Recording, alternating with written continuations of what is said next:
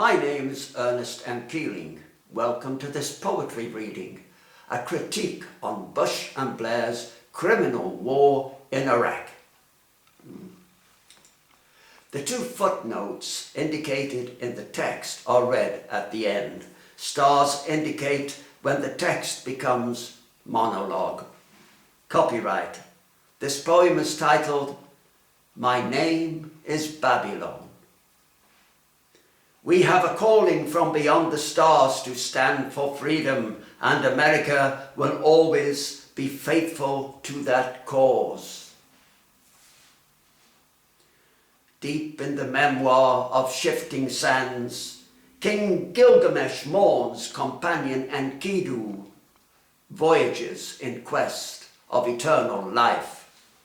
Ergo, at the genesis of literature, the epic poem makes maiden flight, lyric with the cuneiform alphabet, high on thermals of learning and culture, nurtured by the bounty of Mesopotamia, where time-honored Euphrates and Tigris kiss, celebrating enlightenment, progress.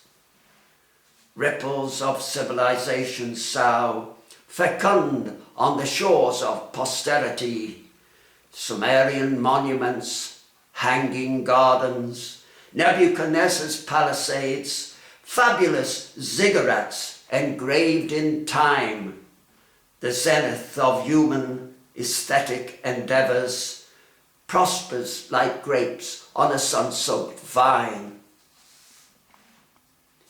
Deeply touched by Congress's warm and generous welcome, thank you, Mr. President, for your leadership, Abraham Lincoln said. History will forgive every fiber of instinct and conviction, and our job, my nation, that watched you grow, enormous pride, great affection in our common bond. Our job is to be there with you. You are not going to be alone. This fight for liberty ad nauseam. Macht Politik bewitches the mind.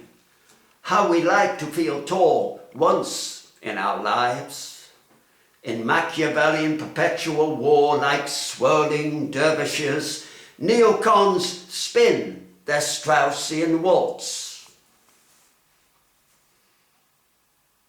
I have known the angst of starless nights, oppression and obloquy of colonial weight, lived the war of 8 years' waste, witnessed the absolutes of absolute power, the scourge of environmental spoliation, the horrors of chemicals, tribal barbarism. I have wept for the Madan.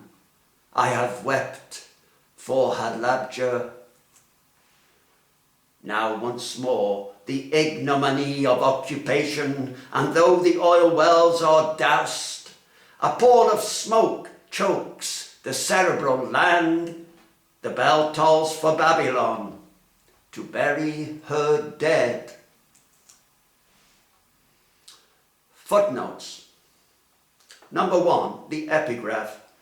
Words of President George W. Bush. Number 2, words of Tony Blair before the US Congress, 17 July 2003. Thank you for listening.